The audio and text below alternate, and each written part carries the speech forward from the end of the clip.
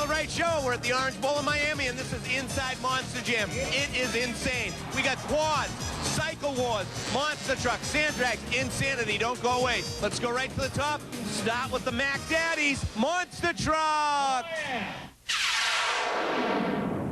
Monster trucks. Before the big show, there was no shortage of monster truck fans trying to catch a glimpse of their favorite drivers inside the pit party. We try to make it family-oriented as much as we can. We love to meet the kids and let them learn about our sport and show them what we do. There's a lot of families come here together and race, and we all get together and try to make it a big time, have a good time for everybody. There you go. You're welcome. Thanks a lot.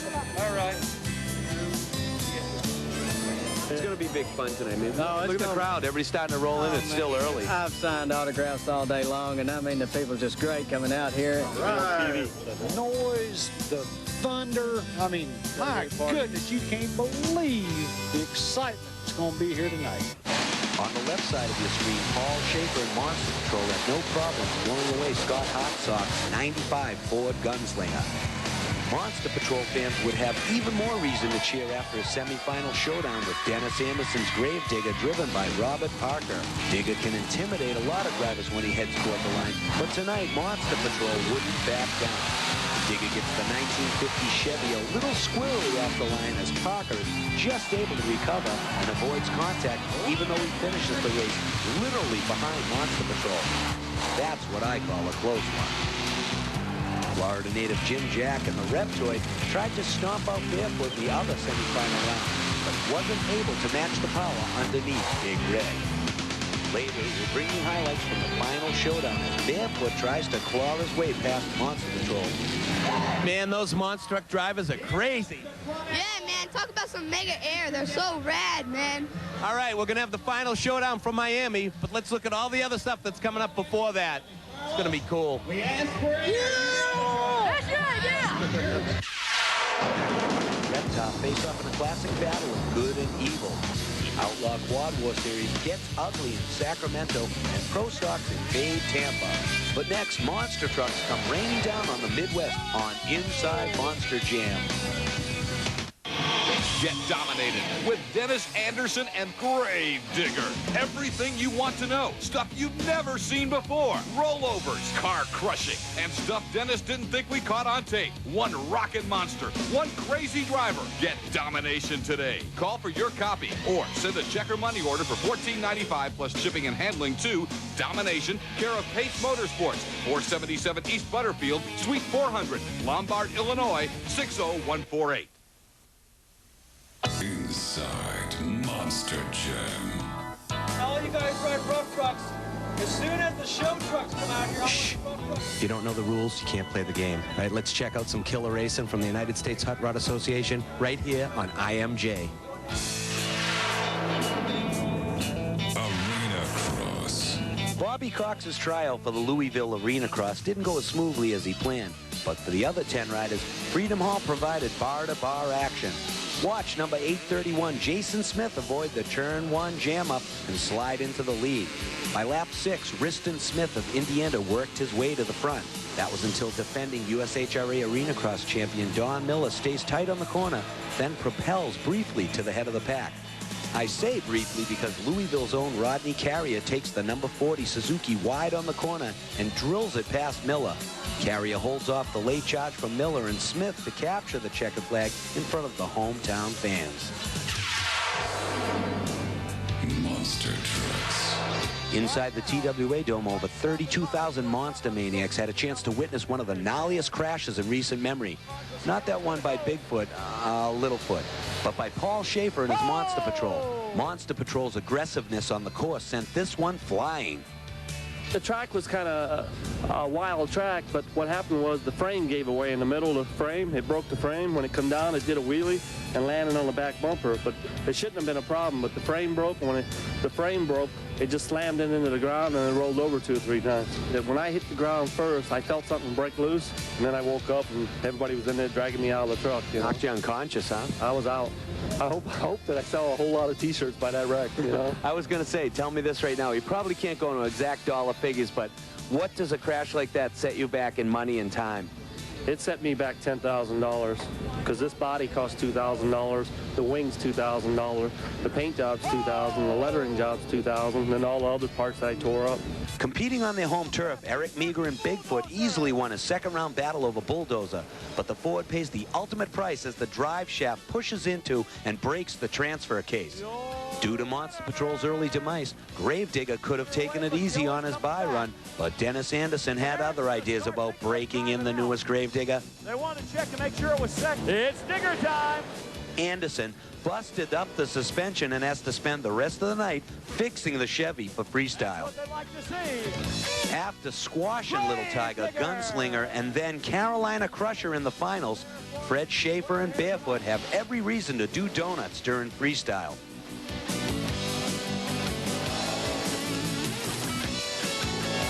The biggest applause of the night was saved for Dennis Anderson and the new Gravedigger, who makes it back from a suspension overhaul and lets it rip in St. Louis.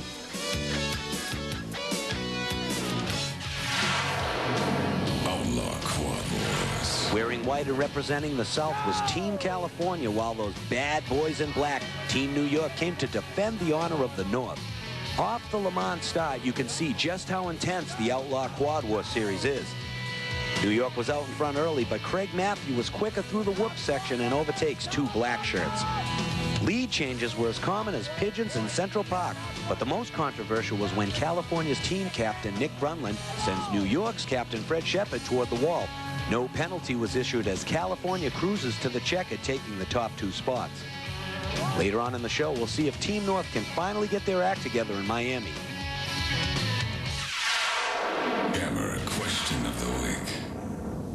Hi, my name is Melina. The Jammer question of the week is, how big are the tires used on a monster truck? While you ponder this week's Jammer question, have a look at this week's IMJ calendar. The Monsters are coming to Louisville, Kentucky, October 31st and November 1st in Freedom Hall. Don't miss the Pulling World Finals in Houston at the Astrodome November 15th. And the 98 Monster Jam World Tour kicks off the weekend of January 2nd to the 4th in San Francisco at the Cow Palace, January 3rd in St. Louis at the Trans World Dome, and January 3rd in Seattle at the King Dome, January 10th in Atlanta at the Georgia Dome, and January 17th in Tampa at Houlihan Stadium. Here's your Jammer answer. Hello, I'm Eric Meager, driver for the Bigfoot team, and I have the answer to this week's Jammer question. A monster truck tire is actually 66 inches tall, 43 inches wide. These particular tires you see here can weigh anywhere from 650 pounds to 850 pounds. Each individual groove you see coming across the tire, like I said, it was done by hand. The time and process it takes is actually 40 man-hours per tire. It's a lot of time and a lot of work, but a lot of weight comes off of the truck, and times that by 4, you're talking about a lot of weight that needs to go forward fast. When it comes to Jammer questions, they're only going to get trickier. How many of you knew the answer to that one, huh? Get a little list going. Now we're going to look at Pontiac monster trucks. With a man, Gravedigger Dennis Anderson tore it up. Monster Trucks. Over 58,000 fans were all smiles inside the Pontiac Silverdome as 13 top trucks invaded the Motor City. In round 2, Alan Tura and his jet-powered G-Force just couldn't rock it by Brian Walsh driving Monster Patrol. Patrol is a little shaky over the crush cars, but is able to move to the next round against the all-new Wild Thing. Todd Frolic and Barefoot were out of the running early when the Dodge has trouble handling the back end and trashes it against Barbarian. It just happened so fast. I know it was a little crooked coming over that first set, and I got back after it, and it just went crooked from there. After knocking out Monster Patrol, fan favorite Tony Farrell and Wild Thing moved on to the semifinal round against hometown hero Predator.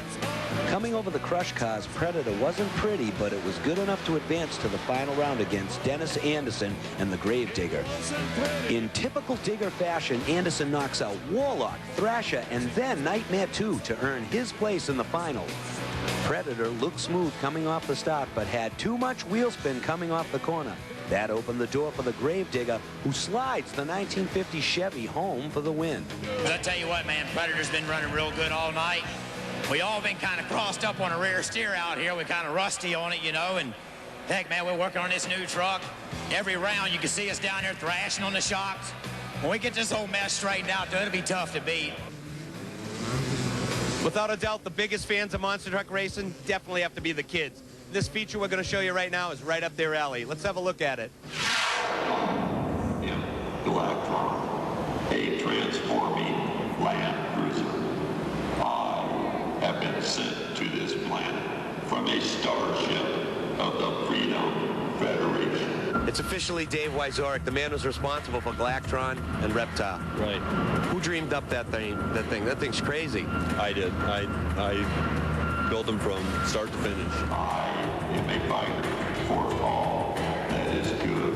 There's a total of about 42 different switches in here that we use. Each one gets moved at least once during the whole transformation progress. I am now detecting the presence of an alien force not of this planet. Reveal yourself. And we come up with an idea, well, let's just add another transformer in there, you know, one that he would battle with and destroy it. Evil against good. I am Reptar, leader of the third galaxy. You know, we have the fire, we have the special effects, which is the pyrotechnics part of it, for the concussions, the booms, shots, the gerbs we use for the shots. We have all the lights that go on in them. Turbine, we have a jet engine in the silver one for an added effect.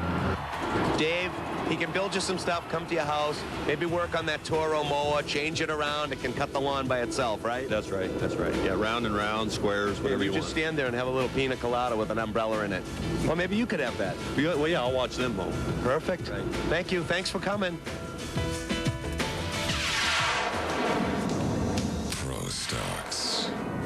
Pulling over 40,000 pounds on the 300-foot track, the Pro Stock Tractor class roared in front of 54,000 psyched-up Tampa, Florida fans.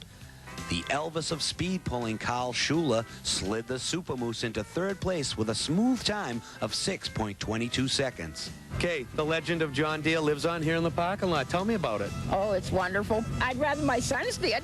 Here's number one son over here. We'll drag him right in because we do whatever we want. We just pull people right in. How's it going? Good. All right, get in the middle. We'll have a group hug. Group hug for the camera. Like this, my number one son. Tell me a story. I do it for her. I do it for my dad. It's a family thing all the way. It's a family thing. We're things of learning than anything. I mean, we do it also for little kids. We get them up on there, let them sit on there, just really inspiring. You don't look like you're having enough fun, though. Oh, we've had fun. Let me tell you. You're a world traveler. John Deere around the world. John Deere, that's it. All right, thanks a lot.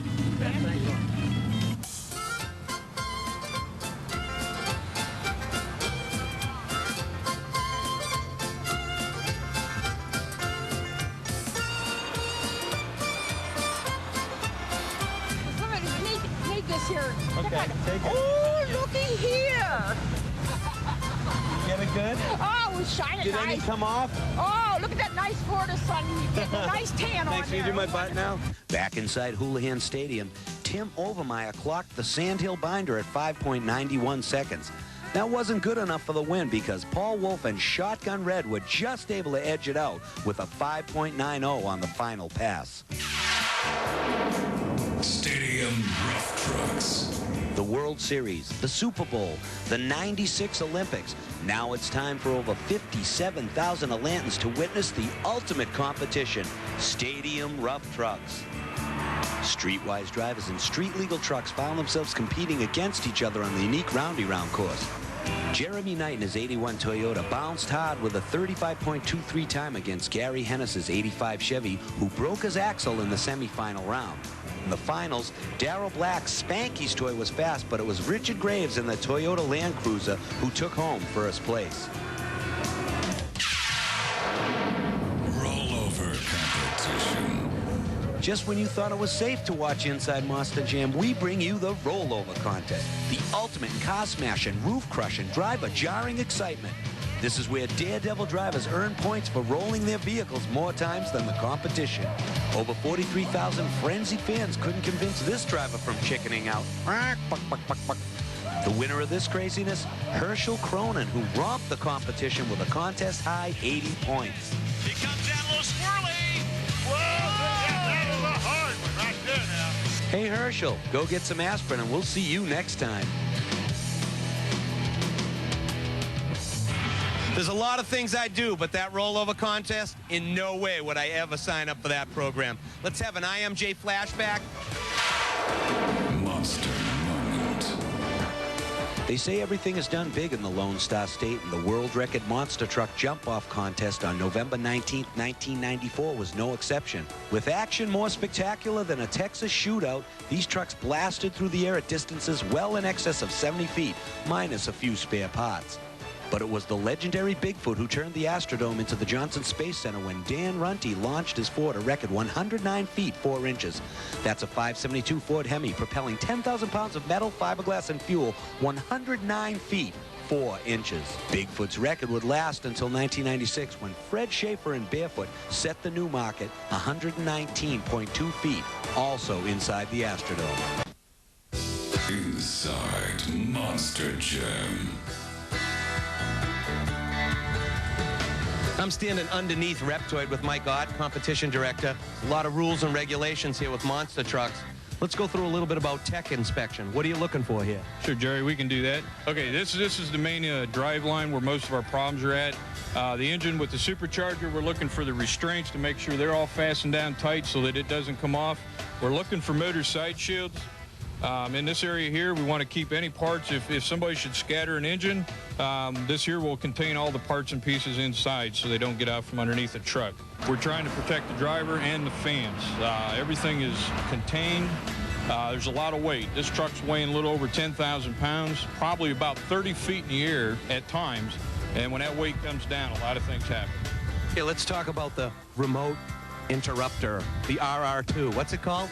Remote ignition interrupter system. What it is it's a remote control unit, and we have control of the vehicle. So if something should happen to the driver, we can shut him off. That way, if anything can happen or we see something that's not safe, we can shut the truck off remotely. We'll get Jim up there to start the vehicle up. Once he starts it, we'll have you take, and I'll give you the honors of testing this for us. All you'll have to do once the motor's running, we'll just take and he'll get a hands up signal to us and you'll shut him off. Will you hold my mic? Yes. Start her up.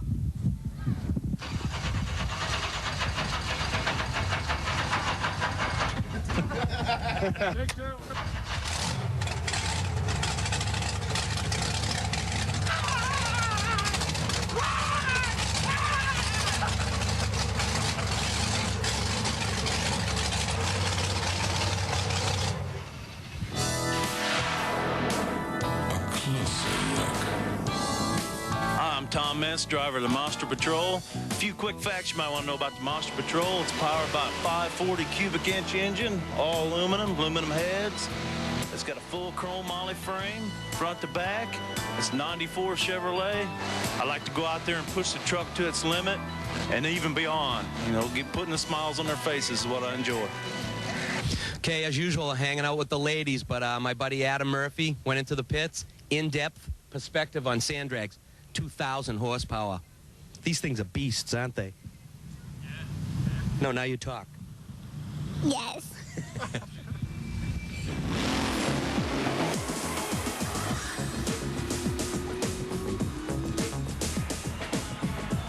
Now in the pits with the sand drags. Now this event got started when a couple of guys took their 4x4s and ran them through the mud. And guess what? Now it's a United States Hot Rod Association event.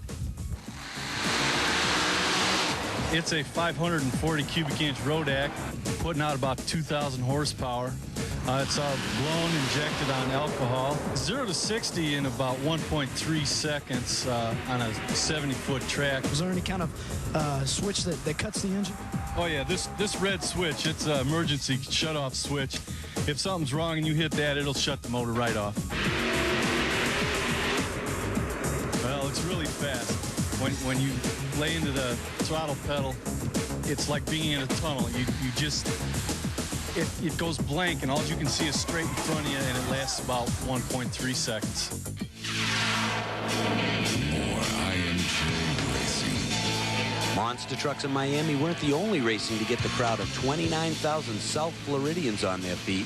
In Stadium Motocross, the only female in the field, number 67, Shelly Kahn, shows the boys how it's done. After taking the hole shot, she holds off the hard-charging Eddie Ray on the number 14 Kawasaki for the victory. Shelly, come on, hole shot and right to the checkered flag. No problems. Block passes the whole deal. Yeah, I have to admit, you know, it was a tough race, but, you know, those corners, You had it down. Yeah. To hear the crowd, they were on your side all the way. I know, they're making me stoked. I'm like, well, that made me ride 10 times faster. It's only short. It's like, what, 4 or 5 laps, and then there's the checkered flag. Yep, I just gave it all I got. How bugged are the guys when you smoke them? I don't know. I'm sure it's on their mind. They're like, oh, a girl beat me, but... Hey, fair and square. No, another rider beat him, not a girl. Yeah. The night was all yours. Congratulations. Thanks a lot. Big smile now for the camera. You know, the intensity would be turned up for the Outlaw Quad War Series in the South Florida Heat. Team Miami in white represented the South, and those bad boys from the North, Team New York in black. Number 91, Eric J. cuts the corner and moved by Dan Jenkins to give Miami the lead. On the final lap, and Jenkins back out front, Miami's team captain, number 5, Mike Snudden, shows that South Florida spirit by squeezing past the Brooklyn native.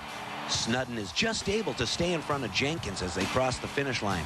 If the loss wasn't bad enough for Team New York, their plane was delayed 8 hours in Miami due to ice and snow in the Northeast. Hey, sorry, guys.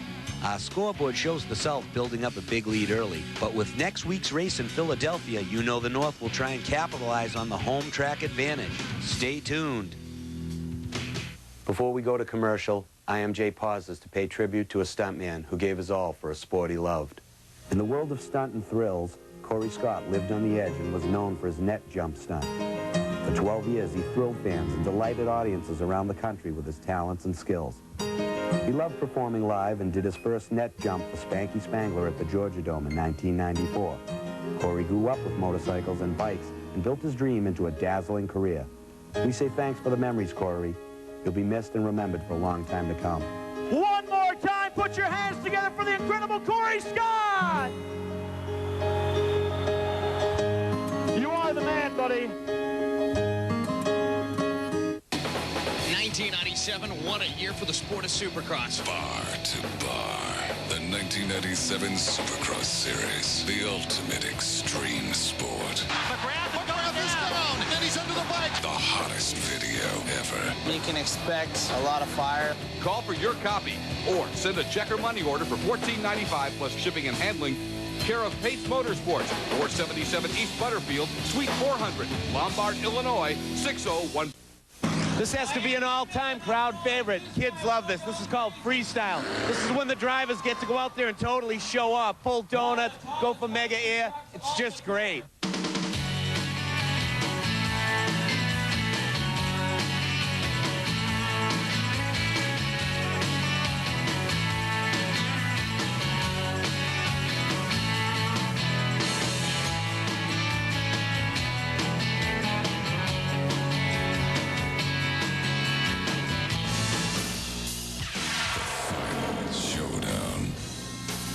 The USHRA's most popular monster trucks faced off in the final showdown from Miami's Orange Bowl.